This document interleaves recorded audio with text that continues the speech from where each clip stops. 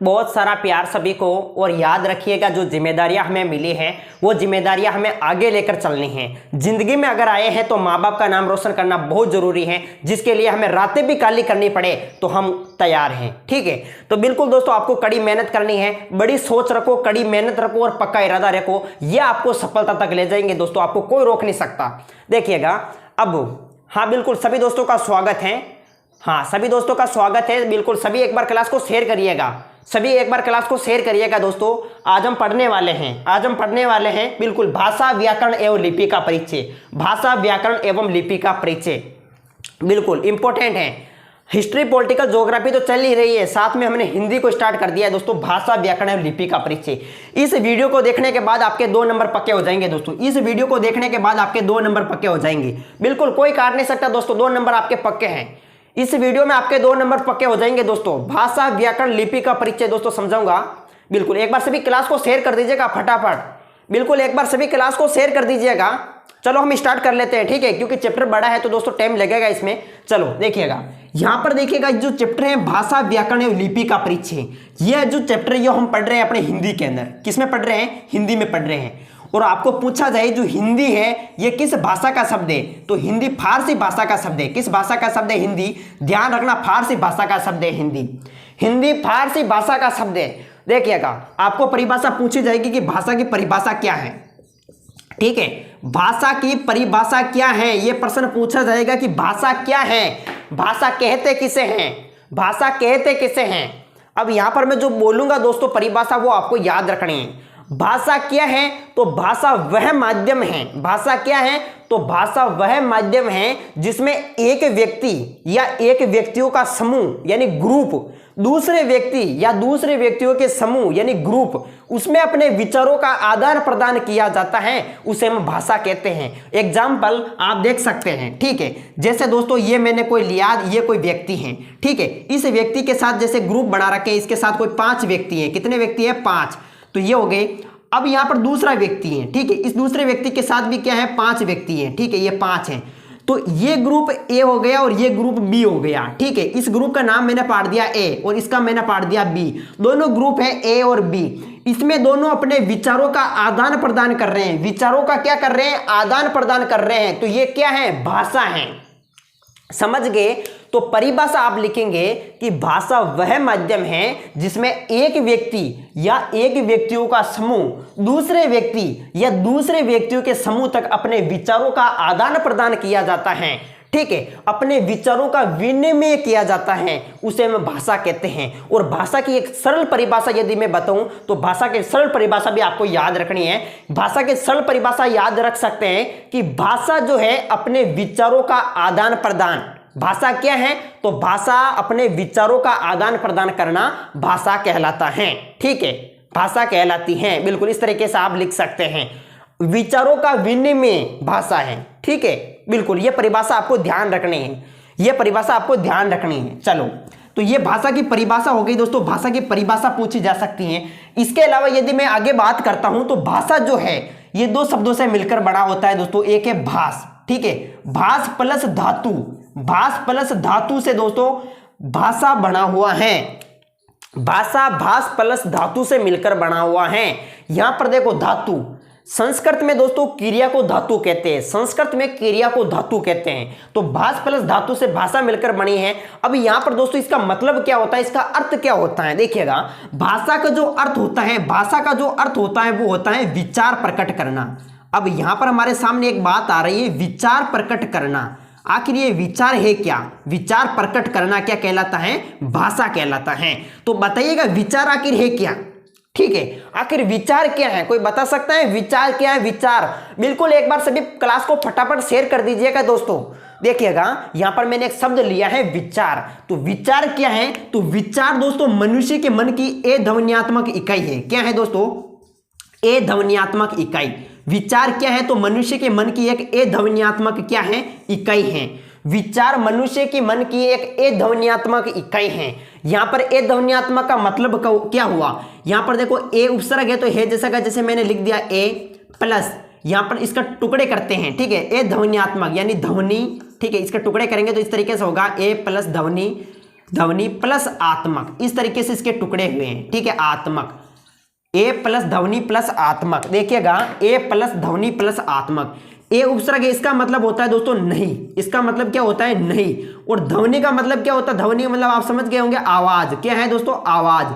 और आत्मा का मतलब आत्मा से, क्या है दोस्तों आत्मा से, बिल्कुल बारीकी से मैं समझा रहा हूं, ठीक है। मनुष्य के मन का वह भाव, ठीक है, आत्मा से आवाज का नहीं आना, आत्मा से आवाज का नहीं आना क्या कहलाता है दोस्तों, विचार कहलाता है।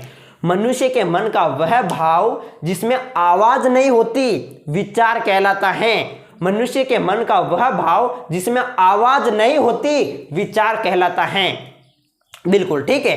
अब जैसे कैसे उदाहरण के तौर पर यदि मैं बताऊं तो जैसे आप अकेले में हैं, एक कमरा है, ठीक है, कमरे के अंदर आप पढ़ाई कर रहे हैं और आप अकेले ही हैं, आप अकेले ही हैं और आप पढ़ते पढ़ते आप सोच रहे हैं, विचार कर रहे हैं कि वास्तव में मुझे ज्योग्राफी, पॉलिटिकल, हिस्ट्री, हिंदी के अंदर पूरे 100 में से 100 नंबर लाने हैं। तो आप कमरे में अकेले हैं तो आप बोल तो नहीं रहे हैं, आप बोल नहीं रहे हैं, सिर्फ सोच रहे हैं, ठीक है। तो उसमें क्या आवाज आई, क्या नहीं आई ना आवाज, बिल्कुल नहीं आई आवाज। तो देखिएगा मनुष्य के मन का वह भाव जिसमें आवाज नहीं होती है वो विचार कहलाता है। आगे बात समझ में। अब देखिएगा आगे प्रश्न पूछा जाता है, आगे आपको प्रश्न पूछा जाएगा कि जो भाषा है, ठीक है, भाषा की प्रमुख विशेषताएं कौन कौन सी हैं, भाषा की प्रमुख विशेषताएं कौन कौन सी हैं, बिल्कुल। तो देखिएगा अगर आपको भाषा की विशेषताएं पूछा जाए कि भाषा की विशेषताएं बताइएगा, तो भाषा की प्रमुख विशेषताएं भी आपको पूछी जा सकती है, यह भी इंपॉर्टेंट क्वेश्चन है और कई बार पूछा भी गया है। भाषा की प्रमुख विशेषताएं, तो पहली विशेषता आप लिखेंगे कि भाषा जो है एक अर्जित संपत्ति है। भाषा क्या है, तो भाषा एक अर्जित संपत्ति है, भाषा एक अर्जित संपत्ति है। भाषा एक सामाजिक प्रक्रिया है, समाज में चलने वाली एक प्रक्रिया है, सामाजिक क्या है, प्रक्रिया है।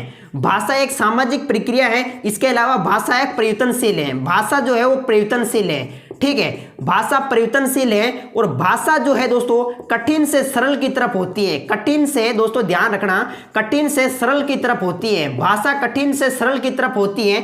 इसके अलावा आप और भी लिख सकते हैं कि भाषा का जैसे मानक स्वरूप होता है, भाषा का क्या होता है दोस्तों, भाषा का अपना एक मानक स्वरूप होता है, भाषा का अपना एक मानक स्वरूप होता है। और छठा पॉइंट भी आप लिख सकते हैं कि भाषा का कोई अंतिम स्वरूप नहीं होता है, ध्यान रखना, भाषा का कोई अंतिम स्वरूप नहीं होता, भाषा का कोई अंतिम स्वरूप नहीं होता, यह भी आप लिख सकते हैं। तो ये क्या हो गई दोस्तों, ये भाषा की प्रमुख विशेषता ये हो गई, ठीक है। आगे बात समझ में, बिल्कुल एक बार सभी क्लास को शेयर कर दीजिएगा, 2 नंबर मुट्ठी में करेंगे दोस्तों हम। भाषा की प्रमुख विशेषताएं पूछा जाए तो भाषा की विशेषता आप लिख सकते हैं, भाषा एक अर्जित संपत्ति है, भाषा समाज में चलने वाली एक प्रक्रिया है, भाषा परिवर्तनशील है और भाषा कठिन से सरल की तरफ होती है। जैसे उदाहरण के तौर पर मैं यदि लेता हूं, ठीक है, अब कई दोस्तों को यहां पर इंग्लिश पढ़ना नहीं आती तो दोस्तों वो इंग्लिश पढ़ना चाहते हैं, ठीक है, किसी दूसरे व्यक्ति को देखकर इंग्लिश पढ़ना चाहते हैं, लेकिन शुरुआत में उन्हें बहुत कठिन लगती है कि भाई इंग्लिश हम नहीं पढ़ सकते, बहुत कठिन है इंग्लिश सब्जेक्ट, ठीक है। तो क्या है, सबसे पहले हमें कठिन लगती है लेकिन सीखने के बाद बिल्कुल सरल लगती है दोस्तों। तो भाषा कठिन से सरल की तरफ होती है, ठीक है, हाँ ये आपको ध्यान रखना है। तो ये प्रमुख भाषा की विशेषताएं भी आपको पूछी जा सकती हैं, बिल्कुल। अब यहां पर मैं आगे बात करने वाला हूं, ये प्रमुख भाषा की विशेषताएं हो गई। आपको और पूछा जा सकता है कि भाषा को, किसी भी भाषा को हम सीखना चाहते हैं, कई दोस्त कमेंट कर रहे थे कि भाई आप इंग्लिश भी पढ़ाइएगा, तो देखिएगा अगर आप इंग्लिश पढ़ना चाहते हैं, ठीक है, अगर आपकी रुचि है तो बिल्कुल प्रश्न पूछा जाता है एग्जाम में, ध्यान रखना, भाषा को सीखने के लिए 3 मनोवैज्ञानिक दृष्टिकोण बताइएगा, भाषा को सीखने के लिए 3 मनोवैज्ञानिक दृष्टिकोण बताइएगा। तो देखिएगा यहां पर ध्यान रखना, अगर किसी भी भाषा को आपको सीखना है तो सबसे पहले जिज्ञासा चाहिए, जिज्ञासा, कि भाई भाषा को सीखने के प्रति आपकी जिज्ञासा है या नहीं है, रुचि है नहीं है, जिज्ञासा चाहिए। और दूसरा पॉइंट आता है अनुकरण, ठीक है, दूसरा पॉइंट आता है अनुकरण। और तीसरा पॉइंट जरूरत है दोस्तों आपको अभ्यास की, अभ्यास। ये 3 दोस्तों भाषा के क्या हो गए, मनोवैज्ञानिक दृष्टिकोण हो गए। सबसे पहले जिज्ञासा, दूसरे स्थान पर अपने अनुकरण और तीसरे नंबर पर अभ्यास। और भी आपको पूछा जाता है कि भाई भाषा का सही विकास क्रम क्या है, आखिर भाषा का विकास क्रम क्या है, आपको पूछा जाए भाषा का विकास क्रम। देखिएगा मैं यहां पर लिखता हूं भाषा का सही विकास क्रम, ठीक है, विकास क्रम, भाषा का विकास क्रम बताइएगा। तो भाषा का जो विकास क्रम है, सबसे पहले है दोस्तों सुनना, ठीक है, जो मैं बोल रहा हूं उसको अच्छे से सुनना है दोस्तों। सुनने के बाद में आपको भी बोलना है, सुनने के बाद में आपको क्या करना है, बोलना है। सुनने के बाद में बोलना है, ठीक है, सुनना बोलना, फिर पढ़ना है, पढ़ने के बाद में फिर आपको लिखना है। क्या करना है दोस्तों, लिखना है। तो ये प्रमुख भाषा का सही विकास क्रम है। सबसे पहले सुनेंगे, सुनेंगे के बाद, सुनने के बाद में बोलेंगे, और बोलने के बाद में आप पढ़ेंगे, और पढ़ने के बाद आप लिखेंगे। तो ऑटोमेटिक दोस्तों आपको जो है कोई भी सब्जेक्ट, कोई भी भाषा सीखनी है तो बिल्कुल आप सीख सकते हैं। ठीक है, सबसे पहले सुनना, सुनने के बाद में बोलना, और बोलने के बाद में पढ़ना, और पढ़ने के बाद में लिखना, यही भाषा का एक विकास क्रम हो गया। सबसे पहले आपको सुनना है, सुनने के बाद में बोलना है, और बोलने के बाद में आपको पढ़ना है, और पढ़ने के बाद में आपको लिखना है। यह भाषा का सही विकास क्रम है। ठीक है, एग्जाम में सीधा सा प्रश्न पूछा जाता है कि भाषा का सही विकास क्रम बताइए, या फिर भाषा के 3 मनोवैज्ञानिक दृष्टिकोण कौन कौन से हैं। तो यह है जिज्ञासा, अनुकरण और अभ्यास। ठीक है, यह प्रमुख आपको ध्यान रखना है। अब दोस्तों आगे मैं यदि बात करता हूं, तो वो मोस्ट इंपॉर्टेंट क्वेश्चन है। ये प्रमुख ये बातें ध्यान रखनी है। आगे है भाषा के प्रकार, आगे है भाषा के प्रकार। तो मैं यही समझा देता हूं, बिल्कुल आप इनको अच्छे से नोट कर सकते हैं। बिल्कुल एक बार इसे अच्छे से नोट कर सकते हैं दोस्तों। भाषा का विकास क्रम ये हो गया। ठीक है, अब जैसे भाषा के प्रकार, मैं यदि भाषा के प्रकार की यदि बात करता हूं तो देखिएगा, मैं यहां पर लिखता हूं भाषा के प्रकार। ठीक है, भाषा के प्रकार। दोस्तों भाषा के यदि प्रकार की यदि मैं बात करता हूं, अगर आपको पूछा जाए कि भाषा के कितने प्रकार हैं, तो देखिएगा मौखिक भाषा हो गई, मौखिक भाषा हो गई। मौखिक भाषा के अलावा दोस्तों दूसरी भाषा हो गई लिखित भाषा। मौखिक भाषा के अलावा दूसरी भाषा हो गई लिखित भाषा। एक बार मैं चेक कर लेता हूं दोस्तों, यहां पर आपको नजर आ रहा है या नहीं आ रहा है। ठीक है, आप देख सकते हैं। ठीक है, मौखिक भाषा और लिखित भाषा। ठीक है, मौखिक भाषा और लिखित भाषा। देखो एग्जाम में सीधा सा प्रश्न पूछा जाता है। बिल्कुल हाँ, एक बार क्लास को सभी शेयर कर दीजिएगा, फटाफट सभी शेयर कर दीजिएगा। सभी दोस्तों का स्वागत है। अच्छे से पढ़ना है दोस्तों, 2 नंबर पक्के कर लेंगे। आपके 2 नंबर मुट्ठी में है दोस्तों, कोई काट नहीं सकता, बिल्कुल कोई काट नहीं सकता। भाषा के प्रकार पूछे हैं, भाषा के मुख्य रूप से कितने प्रकार हैं। तो भाषा के मुख्य रूप से 2 प्रकार हैं, एक तो है मौखिक भाषा और दूसरा है लिखित भाषा। और एग्जाम में प्रश्न पूछा जाए कि भाषा के मुख्य रूप से प्रकार 2 हैं, मुख्य रूप से 2 प्रकार है, वैसे भाषा के 3 प्रकार हैं। तीसरा प्रकार कौन सा है मैं अभी बताने वाला हूं दोस्तों। सबसे पहले देखिएगा मौखिक भाषा। आखिर मौखिक भाषा कहते किसे हैं, मौखिक भाषा कहते किसे हैं। देखिएगा मौखिक, हाँ, जो मुख्य द्वारा बोली जाती है। ठीक है, जो मुख्य द्वारा बोली जा रही है मौखिक भाषा। देखिएगा मौखिक भाषा, जब व्यक्ति अपने विचारों का आदान प्रदान बोलकर करता है, जब व्यक्ति अपने विचारों का आदान प्रदान बोलकर करता है और प्राप्तकर्ता उसे सुनकर ग्रहण करता है, वो है मौखिक भाषा। ध्यान रखना, मौखिक भाषा जब व्यक्ति अपने विचारों का आदान प्रदान बोलकर करता है और प्राप्तकर्ता उसे सुनकर ग्रहण करता है। दोस्तों मैं बोल रहा हूं और आप सुनकर ग्रहण कर रहे हैं, तो ये हमारी क्या हो गई दोस्तों, मौखिक भाषा हो गई, हमारी अपनी मौखिक भाषा हो गई दोस्तों। ठीक है, जैसे मैं क्लास को पढ़ा रहा हूं तो मैं बोल रहा हूं और आप सुन रहे हैं, मैं बोल रहा हूं आप सुन रहे हैं, तो ये हमारी मौखिक भाषा हो गई। ठीक है, मैं जो बोल रहा हूं आप सुन रहे हैं, तो हमारी कौन सी भाषा हो गई, मौखिक भाषा हो गई। लिखित भाषा क्या होती है दोस्तों, लिखित भाषा, इसमें देखिएगा मौखिक भाषा का उदाहरण आपको पूछा जाए तो देखिएगा कक्षा में जैसे अध्यापक द्वारा कक्षा को पढ़ाना, ये मौखिक भाषा का उदाहरण है। नेता द्वारा सभा को संबोधित करना किसका उदाहरण है, मौखिक भाषा का उदाहरण है। लिखित भाषा की यदि मैं बात करता हूं, लिखित भाषा की, जब व्यक्ति अपने विचारों का आदान प्रदान लिखकर करता है और प्राप्तकर्ता उसे पढ़कर ग्रहण करता है, तो वो है लिखित भाषा।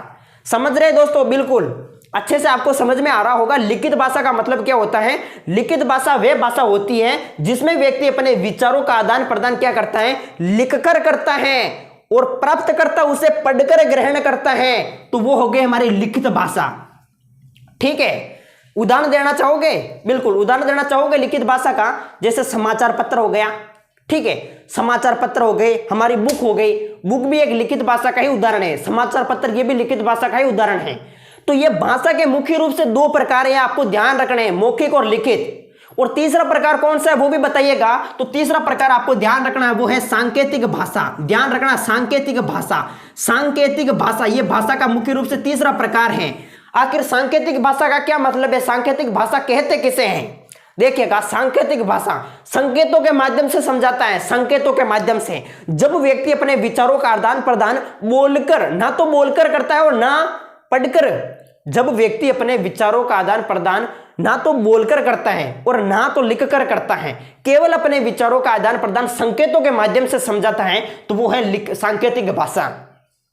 ठीक है, परिभाषा आपको समझ में आ रही होगी। जब व्यक्ति अपने विचारों का आदान प्रदान ना तो बोलकर करता है और ना लिखकर करता है, केवल अपने विचारों का आदान प्रदान संकेतों के माध्यम से समझाता है, तो वो हो गई हमारी सांकेतिक भाषा। उदाहरण भी देना चाहोगे, बिल्कुल उदाहरण आप दे सकते हैं।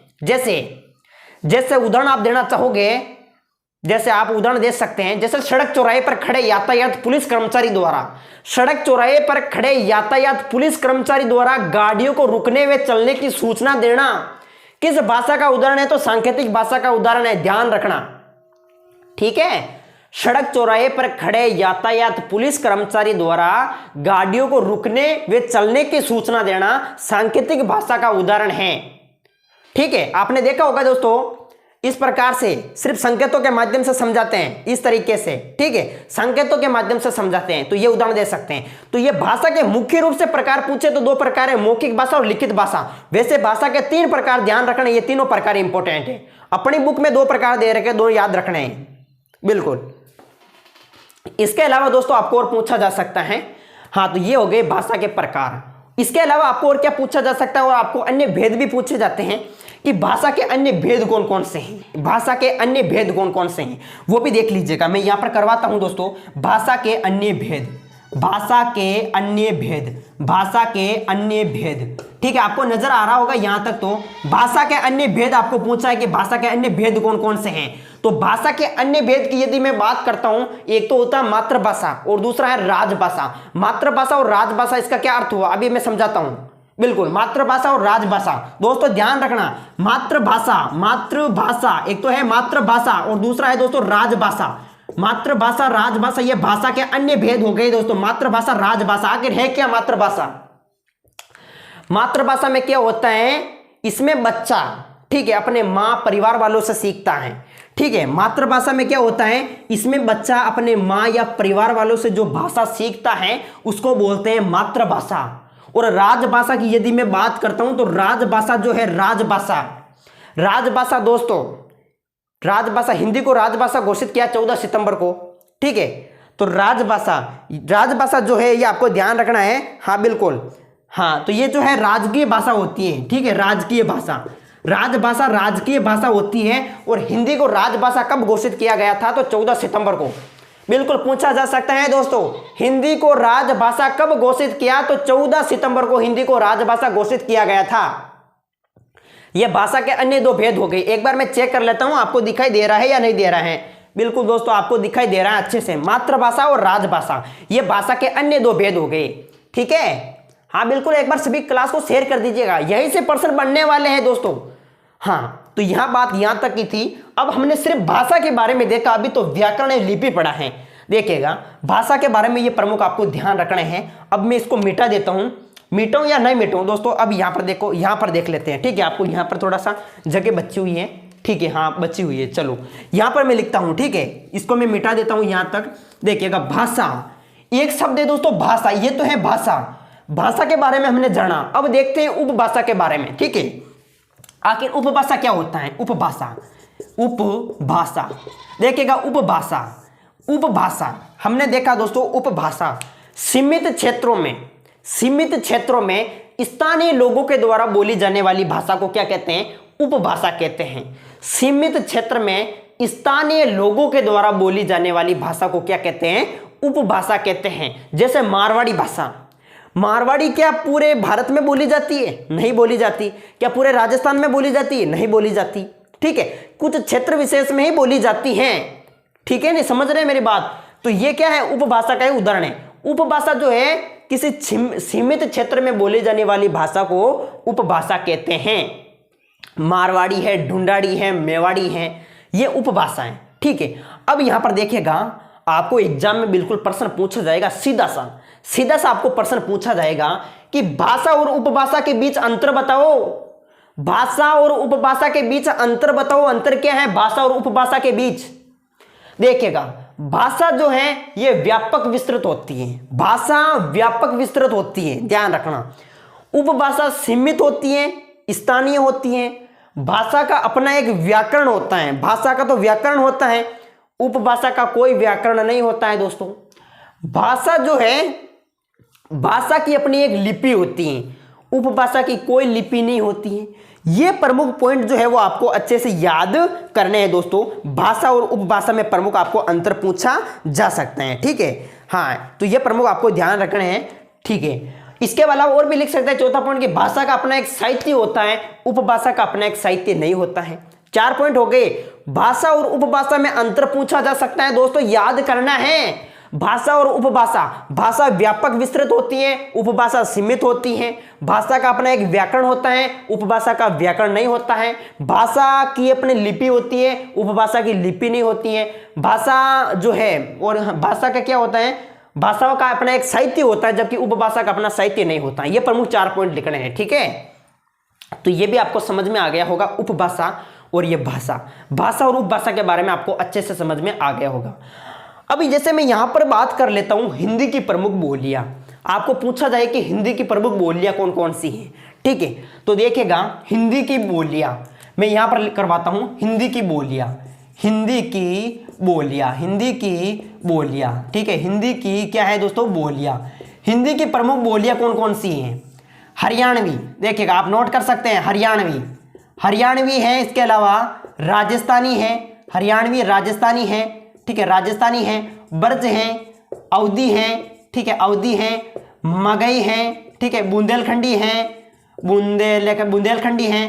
पहाड़ी है, ठीक है, पहाड़ी है। ये सभी जो है हरियाणवी, राजस्थानी, ब्रज, अवधी, मगही, बुंदेलखंडी और पहाड़ी, ये सब हिंदी की बोलियां हैं, ठीक है।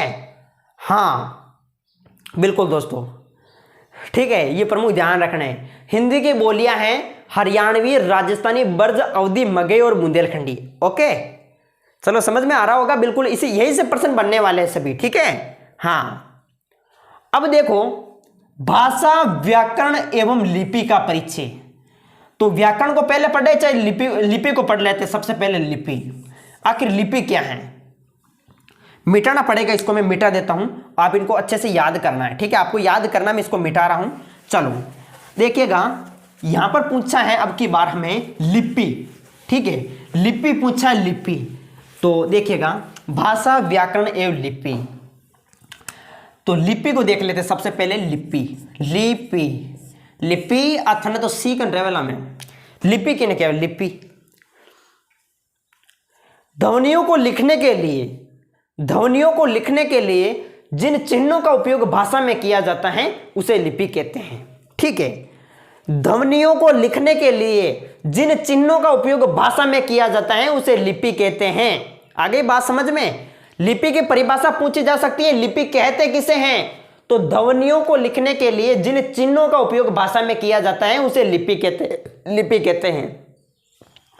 अब आपको क्या पूछा जाएगा, आपको कई बार पूछा जाता है दोस्तों, एक बार नहीं कई बार पूछा जाता है, ठीक है। मैं यहां पर लिख रहा हूं दोस्तों, देखिएगा, हिंदी भाषा की लिपि कौन सी है, हिंदी, ठीक है, हिंदी भाषा की लिपि कौन सी है। हिंदी की बात करते हैं तो हिंदी हो गई, संस्कृत हो गई, मराठी हो गई, हिंदी, संस्कृत, मराठी हो गई, नेपाली हो गई। ये जो भाषा है हिंदी, संस्कृत, मराठी, नेपाली, इन सभी की लिपि कौन सी है? इन सभी की लिपि है दोस्तों, ध्यान रखना, देवनागरी लिपि, ठीक है, देवनागरी लिपि, ध्यान रखना दोस्तों, देवनागरी लिपि, ठीक है। हिंदी, संस्कृत, मराठी, नेपाली, इनकी देवनागरी लिपि है। कौन सी लिपि है दोस्तों? देवनागरी। हिंदी भाषा की लिपि कौन सी है? देवनागरी। संस्कृत भाषा की लिपि कौन सी है? देवनागरी। मराठी भाषा की लिपि कौन सी है? देवनागरी। नेपाली भाषा की लिपि कौन सी है? देवनागरी। और पूछा जाएगा